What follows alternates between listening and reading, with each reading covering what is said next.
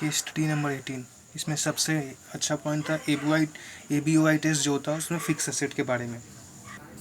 यहाँ पे ऐसे बोला जाता है डिप्रिसिएबल पे opening plus closing divide by 2 उस कंट्री का टैक्स लॉ, और अदर में books of account as on 31/3/2022 ये ऑलवेज होगा। इसमें ओपनिंग क्लोजिंग नहीं लेंगे, जैसे लैंड है उसका ओपनिंग क्लोजिंग दिया रहेगा, एडजस्टमेंट जैसे भी दिया करके सिर्फ एक वैल्यू लेना है लैंड का या अदर का, जो भी नॉन डिप्रिसिएबल का सिर्फ एक वैल्यू।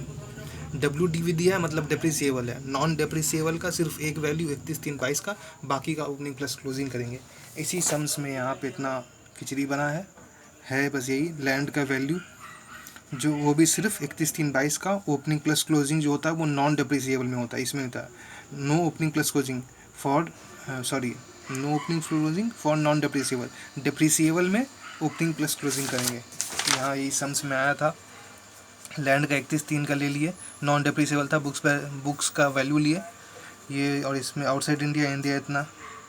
और WDV में दो तरह था, वेयर हाउस था, बिल्डिंग और वेयर हाउस का बिल्डिंग और लैंड दोनों था, तो लैंड का पोर्शन सिर्फ 31/3/22 का निकाल के यहाँ डाले, और लैंड का जो एक ओपनिंग दिया था उससे कोई मतलब नहीं था, तो बिल्डिंग का ओपनिंग क्लोजिंग दोनों लिए, इंडिया का डिवाइड बाई 2 ये, अदर का डिप्रिसिएबल वैल्यू भी दिया था तो उसको भी डिवाइड बाई 2 करके लिए, इसका यहाँ इतना डेटा बना के दिया था। अदर फिक्स एसेट में बुक वैल्यू भी दिया था तो वो हम ले लिए थे, लेकिन वो नहीं लेना था। WDV भी है मतलब डिप्रिसिएबल एसेट है, यहाँ भी WDV लिए ओपनिंग क्लोजिंग। लैंड का दिया था तो लैंड का सिर्फ क्लोजिंग वाला पड़ेगा, और इसमें भी निकाले तो लैंड का सिर्फ क्लोजिंग, ओपनिंग आया तो ओपनिंग इग्नोर मारे। ये एक मेन पॉइंट था इस सम्स के अंदर, सिर्फ वही था क्वेश्चन नंबर 7 के अंदर। फिर ये NR हो गया, वो भी सर्टिफाई हो गया था। और पे रोल, ये जो पैसिव इनकम होता है वो जिससे इंडिया और वो नहीं देखा जाता है, passive India versus outside India नहीं है, वो इनकम देखा जाता है पैसिव कितना है और वो कितना है, तो पैसिव में भी इंडिया प्लस फॉरेन आया, टोटल में भी इनकम प्लस वो आएगा। ठीक, बुक वैल्यू 31/3/2022 मतलब जिस ईयर एंड कर ले रहा है। इसके बाद क्वेश्चन नंबर 6 में यहाँ पे TDS के बारे में बोल रहा था, एक ये था प्लेयर था, एक मैच रेफरी था। तो प्लेयर का 194E में कटता ना, 194E में कटा 20% प्लस ये कटा सेस कटा। लेकिन अब यहाँ बोला कि अगर कंपनी बॉन्ड कर रहा है, इस पर अग्रीमेंट है दोनों के बीच में, कंपनी बॉन्ड कर रहा तो ये तो 40 लाख तो आफ्टर 20.8% हो गया, यानी 79.8, तो ग्रॉसअप करके निकाले तो इतना वैल्यू का बनता है, इतना वैल्यू पे वापस TDS काटे तो ये अब वैल्यू ज़्यादा आ गया, पहले 8,32,000 हो रहा था, अब ये हो गया। अब दूसरा मैच रेफरी का जो पेमेंट है वो 115BA के अंदर नहीं आ रहा, 194E में भी नहीं आएगा इंडियन सिटी, क्योंकि मैच रेफरी उसके अंदर कवर नहीं होता है, तो फिर उसका TDS कटेगा 195 के अंदर at the rate normal rate at the rate in force.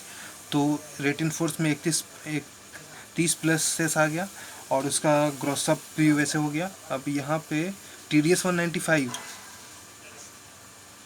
और क्या था ये यहाँ लिख दिए हैं, लेकिन यहाँ नॉट रेट इन फोर्स होगा, यहाँ रेट इन फोर्स हो गया। 7 हो गया एसेट के लिए, 6 नंबर में हो गया ग्रॉसअप के लिए, और उसका 30% पे लगेगा, इसका 20 प्लस सेंस। उसके बाद यहाँ आता है ये एक ये सम्स है, यहाँ पे ABOI तो सेटिस्फाई हो गया तो नॉन डिसेंट बोल दिया। इसमें फिर बोला कि 3 एम्प्लॉय था, LMNINC एक कंपनी है, LMNINC क्या हो रहा है, ABC इंडिया का है, LMNC से एग्रीमेंट हो रहा है विथ सेंट्रल गवर्नमेंट का अप्रूवल से, और पेटेंट का फ़ी पे कर रहा है NR टू नॉन रेसिडेंट। तो ये वो वाला प्रोफिस वो आ गया FTS रॉयल्टी इंटरेस्ट वाला। तो यहाँ पे पेमेंट टू NR है तो 150 करोड़ का था। तो यहाँ पे अब टैक्स रेट पूछा इसका क्या कटेगा TDS, तो यहाँ 10.92 आया। अभी इनको पता नहीं इंटरेस्ट रेट कहाँ से आया, ये एक इंटरेस्ट कटा इस पर। अब उसके बाद इसी में जब LMS है, ये LMN है, ये अपना एम्प्लॉय भेजा 3 एम्प्लॉय जो कि NR है, national of resident of country x है। तो एक 65 प्लस 90 एक 95।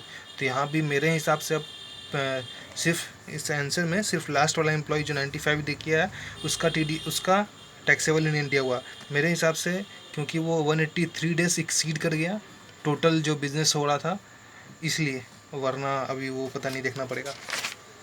फिर यहाँ पे अब इसमें बोला कि अगर DTA बोल दिया 10%, यहाँ पे जो भी काटे थे 10.92%, अब ये 92 कहाँ से आया पता नहीं, सेस तो यहाँ पे है नहीं, कैसे सेस रहता भी तो 4% इतना नहीं आता।